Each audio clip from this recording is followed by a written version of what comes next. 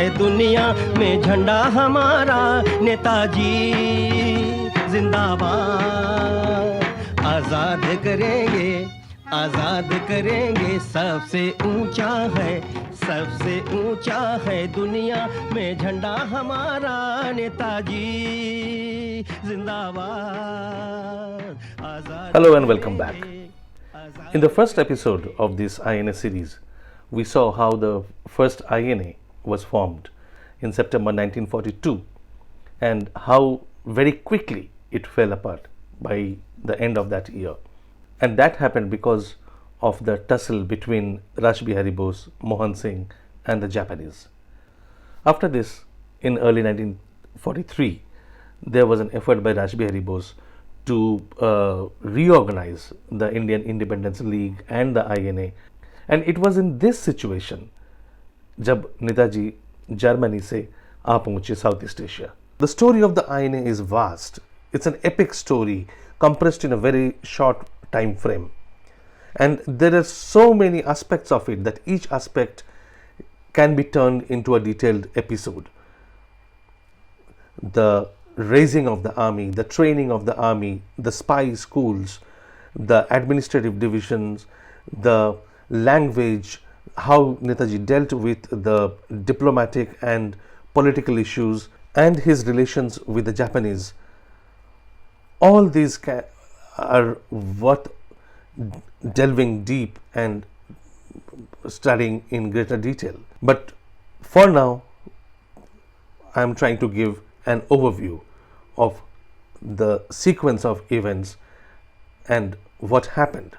Netaji reached Sabang on the northern tip of Sumatra on the 7th of May 1943 along with his secretary Abid Hassan after a perilous journey of 90 days in the submarine. First in the German U-80 submarine and then in the Japanese I-29.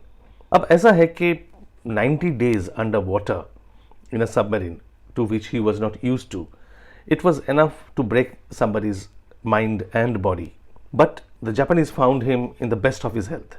In Sabang, he was received by the only person, probably the only person he knew beforehand, Captain Yamamoto, जो पहले Germany में Japanese military attaché होते थे. Now it's important to understand that he arrived in a place where he doesn't know anybody. There is no support system in place. He has come to provide leadership to a movement of which he doesn't have full information yet. He doesn't know anybody personally in the Japanese government, in the military, and in the diplomatic circles. So it was a Herculean task. It was almost a leap into the dark. The only thing he had was the self-confidence and the leader's mettle, जिसके लिए उन्हें नेताजी कहा जाता है. So along with Yamamoto and Abid Hassan, Netaji reached Tokyo in the middle of May. In Tokyo, he had his work cut out. And the strategy was clear in his mind. First, he had to impress the top leadership in the Japanese government and the military forces. तो एक के बाद एक top leader से मिलने लगे. Objective ये था कि इन लोगों से मिलके एक पहले सपोर्ट बेस बनाएं और उसके बल पे ही will take his plan forward. He met the chief of the second bureau general Arisue, the chief of general staff Field Marshal Sugiyama, Foreign Minister Shigemitsu, Naval Chief Yonai, and section chiefs of the relevant ministries. In his first meeting with Field Marshal Sugiyama, the Chief of General Staff, he outlined his plan to him. He wanted to lead his army into India through Chittagong, Chattogram as it is known in Bangla, and asked Sugiyama whether the Japanese would lend their army to support his campaign. So here was a man who was not asking for a kind of help that would put the Japanese in the superior place, but he was asking the Japanese to support him, to play a secondary role. This Sugiyama found to be rude. He was taken aback by Netaji's forthrightness. But this also made clear to Sugiyama that he was dealing with the kind of Indian whom he had not met before. These meetings went well, and he placed his ideas in front of all the leaders that he met. But the most important meeting was not easy to come by, and that was his meeting with Prime Minister Hideki Tojo. लगभग 1 महीना पूरा लग गया तोजो से मिलने के लिए. ये डिले क्यों हुआ? According to some historians, Tojo was not very keen to meet with Netaji because of his earlier unpleasant experience with the whole IIL and INA experiment. But Netaji के साथ जो थे अबीद हसन, उनका ये कहना था कि Netaji himself delayed the meeting. He wanted to be fully prepared before meeting Tojo. He wanted that जिन जिन लोगों से वो मिले थे उनका फीडबैक तोजो तक पहुंचे, so that he starts the meeting with a good impression. और ठीक ऐसे ही हुआ. Persuaded by the foreign minister Shigemitsu and Sugiyama, Field Marshal Sugiyama, Tojo met Netaji on 10th June 1943. How did the meeting go? Because everything, all of Netaji's plan was pinned on the outcome of this one meeting. It was a do or die thing. अगर meeting successful हुआ, बात आगे बढ़ेगी. And if Tojo is not pleased or impressed, if he is not satisfied, then doing anything would become practically impossible. So how did the meeting go? We find a nice description in historian Joyce Lebra's book, The Jungle Alliance. Lebra writes, "The magic of Bose enchanted Tojo immediately. It had been the same with Sugiyama, Shigemitsu, and nearly everyone Bose met. Apart from the impact of Bose's words and passionate devotion to Indian independence, there was something about his face, his voice, and his eyes that captured the minds and hearts of men." Lebra writes, Tojo was enthralled. It's clear that, Netaji's personality, his impact, his presence was immense on these men who were running the Japanese government. और उसका नतीजा ये हुआ कि जो आदमी नेताजी से मिलने से इनकार कर रहे थे या विलिंग नहीं थे कुछ दिन पहले तक, वो इस मीटिंग के बाद दोबारा मिलने को राजी हो गए. He wanted another meeting and met Netaji within the next 4 days, along with his senior ministers and other officials. Full-scale official meeting. इस मीटिंग में प्राइम मिनिस्टर तोजो ने नेताजी को एक्सप्लेन किया उनका जापानीज का जो कॉन्सेप्ट था इस टाइम पे, Greater East Asia Co Prosperity Sphere, ये जो कॉन्सेप्ट बनाया था जापानीज गवर्नमेंट ने, Tojo explain that concept to Netaji. Netaji asked the prime minister Tojo for unconditional help with no strings attached. He wanted to know whether the Japanese would help him without asking for anything in return. And that was a big ask for somebody who has just stepped into Japan, about whom the Japanese are not very certain. And there is a world war going on. The Japanese are fighting the British, they are fighting the Americans, they are fighting the Australians. पूरा Pacific war full scale में चल रहा है. इस हालत में एक अनजान आदमी meets the Japanese government and asks for unconditional help. That was unheard of. But the top leaders of the Japanese government and military were so impressed with Netaji that they agreed immediately. Tojo agreed immediately.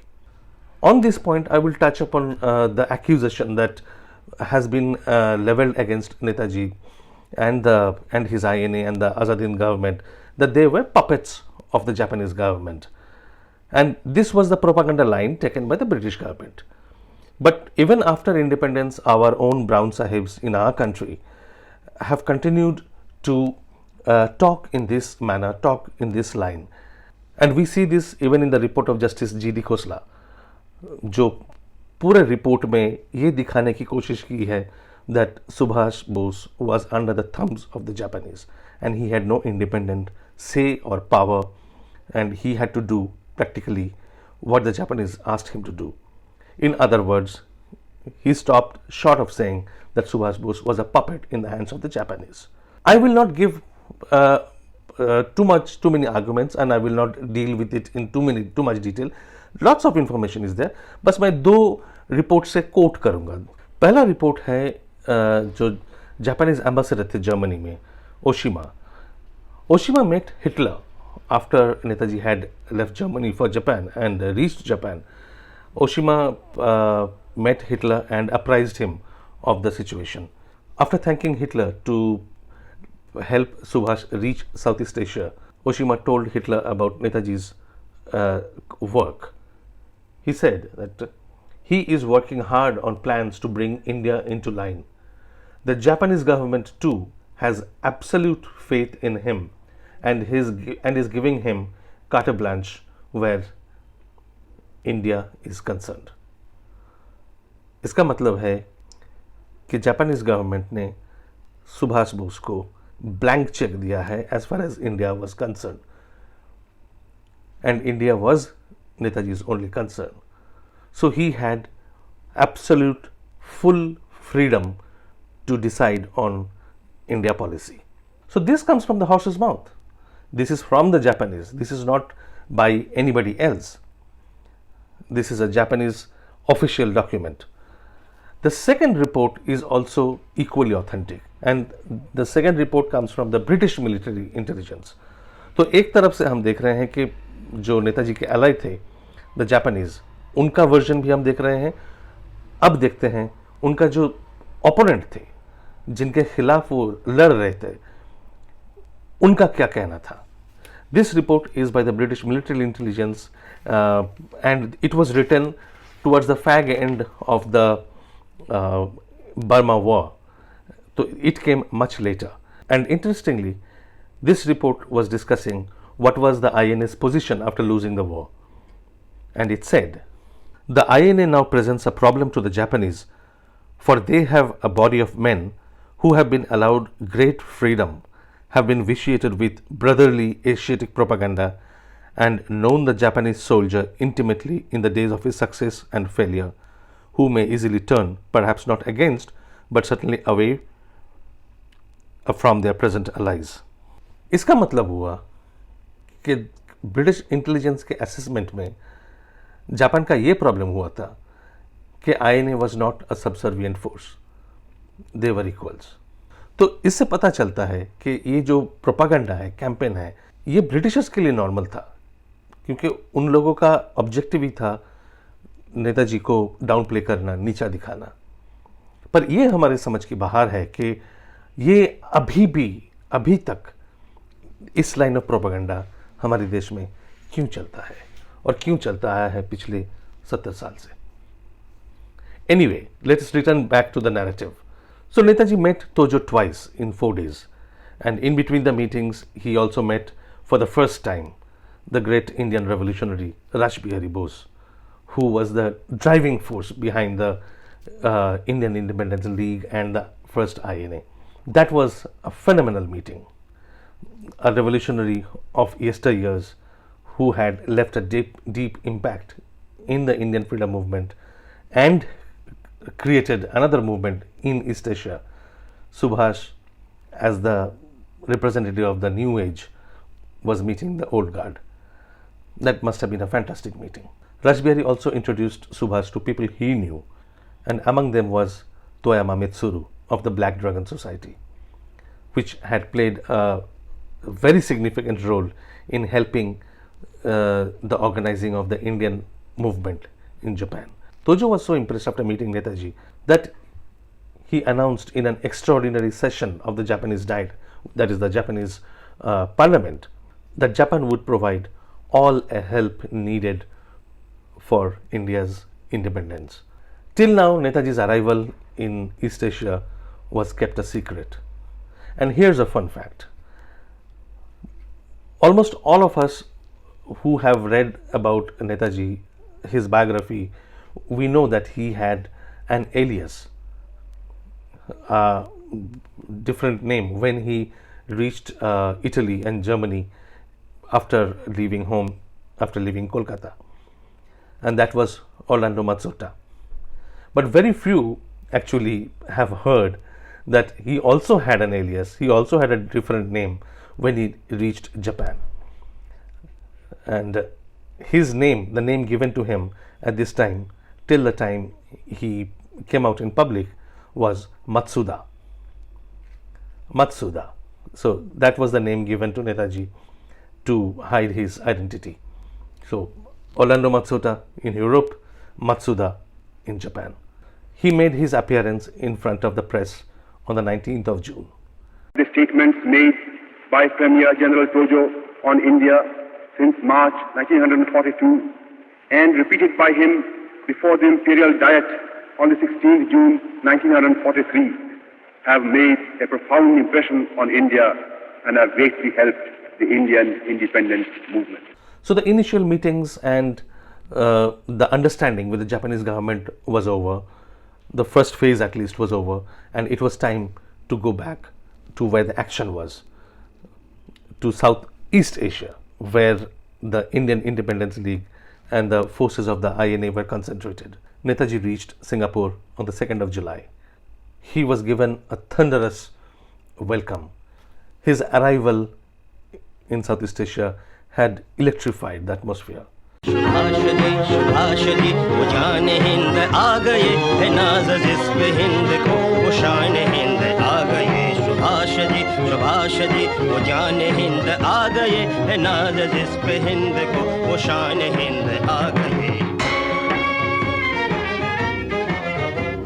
Subhash जान हिंद है सुभाष मान हिंद है सुभाष आन हिंद है सुभाष शान हिंद है सुभाष जी वो जान हिंद आ गए है नाज़ जिस्म हिंद को वो शान हिंद आ गए. There was new hope and there was a new resolve.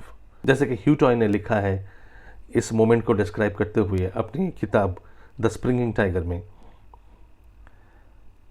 soldiers and civilians were ready for him and they welcomed him boisterously. The moment was his.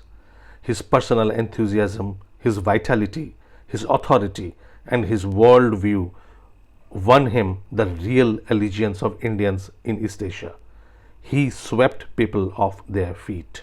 So people's expectations, people's hope reached a feverish pitch. This was Netaji's magic. Over the next couple of weeks, Netaji met the civilian and the military leaders one by one. He wanted to assess each individual for their worth, for their value, their commitment, because he had to build a government, an army which could fight and wrest freedom. On 4th July, in a meeting at Cathay Hall, Rashbihari Bose handed over the leadership of the movement to Netaji. Friends and comrades in arms, you might ask me what I did in Tokyo for what present I have brought for you. Well, I have brought for you this present.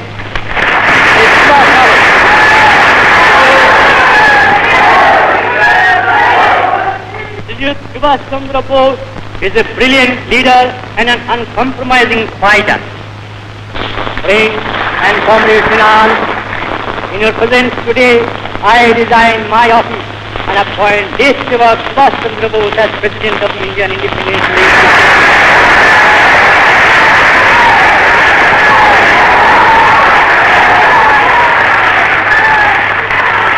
In response, Netaji announced his plan to organize a government to mobilize all Indians in East Asia and then create the army that will march into India. There were no false promises. There was no rosy. The next day, Prime Minister Tojo arrived in Singapore and he received a guard of honor from the Azad Hind Fauj. And during this public show, Netaji gave the slogan, Chalo Delhi. He talked about holding the victory parade in the Red Fort. For Netaji, INA was to be not only the fighting force that would free India from British rule, but would also form the nucleus, the core of the free country's armed forces. That was his dream. Tojo, on his part, again repeated that the Japanese would give all out help to help achieve this goal, this dream. And he made it clear that Japan had no territorial, political, or any kind of ambition on India. In the next public rally on 9th of July, Netaji explained his vision. He called for total mobilization of the 3 million Indians living in East Asia. He wanted to raise an army of 3 lakhs and collect $30 million Malayan dollars. He explained what he hoped for from the Indians inside India, not the diaspora, from whom he wanted total mobilization of manpower and financial resources, but from the Indians within India. He hoped that once the INA enters India, the whole country will rise in revolt, that a revolution would break out not only among the civilian population, but within the British Indian Army, and that they would join the Indian National Army. He expected the British rule to collapse as soon as the INA marched into India. One thing must be made clear at the very outset, that despite his influence, his impact on the Japanese leaders, getting things done or getting things according to his wish was not easy. There were several layers of the Japanese government. The Japanese government was just not one entity. There were different organizations, different ministries, different branches of the military, and even then there were hierarchies. Then there was the Hikari-Kikan, which was the liaison between the Japanese government and the Indian Independence League and the INA. So this complex Japanese machinery was not always forthcoming and not always helpful. In fact, a large section among this machinery was clearly hostile and had and looked at the Indian movement as something inferior, as something subservient.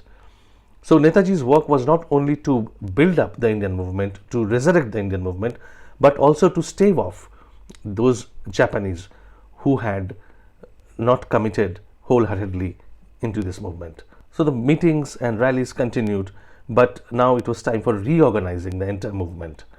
On 8 July 1943, the IIL headquarters issued a communique on the reorganization, the principles of reorganization of the Azad Hind Fauj. In this army, all distinctions of class, creed, caste and religion were removed. They were done away with. Removing the compulsory usage of English, Hindustani now was adopted as the language of communication between officers and men in the barracks and in the field. On 13 July, Netaji announced the reorganization of the Indian Independence League. The number of departments were increased from 5 to 12. New departments like the Reconstruction Department, Intelligence Department, Planning Department, Department for Women's Organization were created. Lieutenant Colonel A.C. Chatterjee was appointed the first Secretary General of the IIL headquarters. Once the principles of reorganizations were taken care of, it was now time to create new allies, get the support from a network of allied countries. And towards this end, ye karne ke liye Netaji started touring the surrounding countries. During this tour, which began towards the end of July, he went to Thailand and met the Prime Minister, Pibul Sangram, Field Marshal Pibul Sangram. He was invited as a guest of honor in the celebrations of the newly formed independent government of Burma under Dr. Bamo. And these countries, they promised him all the help that they could give in the cause of Indian independence. During this tour, Netaji also visited the tomb of Bahadur Shah Zafar, the last Mughal emperor. In August, Netaji went and met Field Marshal Terauchi, the commander of the Southern Army, to discuss the role of the INA in the forthcoming Imphal campaign. Terauchi did not have a very high opinion about the Indian National Army from what he had seen, what he had experienced in the previous year. So he wanted to restrict the role of the INA to intelligence gathering, assisting the Japanese army, which would form the thrust of the attack into Imphal and into the Indian territory. Very condescendingly, he offered that the Japanese army would capture the Indian territory and then hand it over to the Indians. This infuriated Subhash. He made it very clear to Terauchi that this was absolutely unacceptable to him. He told Terauchi in no uncertain terms that the first drop of blood to be shed on the Indian soil should be an Indian's. He demanded that INA should spearhead the attack on Indian soil. For Netaji, freedom won under the leadership of another country is worse than slavery. Under the spell of Netaji's persistent arguments and his power of convincing, Terauchi finally gave in. He agreed to deploy one regiment of the INA as a test case. He said that if this regiment's performance was up to the Japanese standard, then the remaining forces of the INA would be allowed to take the frontline role in the Imphal campaign, in the Arakan campaign. At that time, Netaji had no option but to accept it. There was an opportunity, there was an opening, and all that he could do is to make sure that this opportunity was utilized to its best. On 25th August, Netaji took personal command of the INA. Now he was the supreme commander of the Indian National Army. Lieutenant Colonel J.K. Bhosle was appointed the Chief of Staff. An INA headquarters with 13 departments was set up in Singapore. The three regiments, the Gandhi Regiment, the Nehru Regiment and the Azad Regiment, now constituted the number 1 division of the INA under the command of Lieutenant Colonel M.Z. Kiani. But in September, a new regiment was created by handpicking soldiers from the number 1 division. And this new regiment was put under the command of then Captain Shahnawaz Khan, and it was called the Subhash Regiment. After the crisis in the first INA, the number of soldiers had gone down to around 12,000. And now Netaji recruited 10,000 more from the prisoners of war, from the Indian prisoners of war. Another 18,000 were recruited from among the civilians, the Indian civilians in East Asia. So the number reached somewhere around 40,000. Netaji wanted an army of 3 lakhs, but his immediate goal was to raise an army of 50,000. By 1945, the number could reach around 45,000. Training courses were organized at the officers' training schools, which were open to provide for officers who were now required for the expanding INA. Training camps for civilian volunteers were opened under the direct control of the Indian Independence League in Bangkok, Hong Kong and Shanghai. The number of training centers, or the Azad School as they were called, kept increasing. Romanized Hindustani was made compulsory at these training camps. Even before Netaji's arrival, some of the INA soldiers were used by the Japanese for intelligence gathering, for spying. Now, that couldn't be changed overnight, but what Netaji tried to do at this time was to take direct control of those people. And these espionage networks were strengthened. The Bahadur group was to operate behind the enemy lines, carrying out sabotage, gathering information, trying to recruit Indian soldiers into the INA. The intelligence group would work similarly in the battle areas. The reinforcement group would indoctrinate the captured British Indian soldiers and pass them on to the INA after the indoctrination, after they were made fit for joining the INA. Netaji gave the role of supervising, inspecting the spy schools in Penang and Rangoon to Major N.G. Swami, who had followed him from Germany in July. But the biggest difficulty, of course, was the lack of heavy artillery, heavy equipment and air power, and hence the overwhelming dependence on small arms. Therefore, these regiments had to be trained primarily for guerrilla warfare. The first division was sent to North Malaya for intense training as guerrilla forces.